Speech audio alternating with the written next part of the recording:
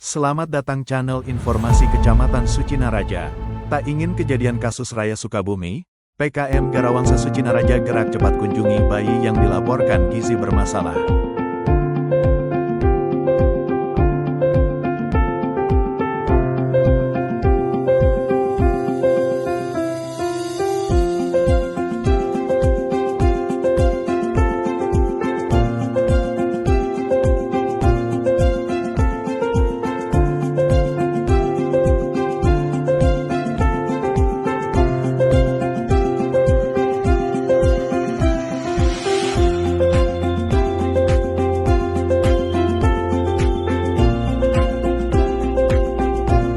Setelah pemeriksaan kondisi bayi, pemberian edukasi kepada keluarga dan pengambilan sampel air akan dilakukan pemantauan berkala terhadap bayi tersebut, sehingga gerak cepat PKM Sucinaraja menjadikan Kecamatan Sucinaraja bebas dari gizi bermasalah.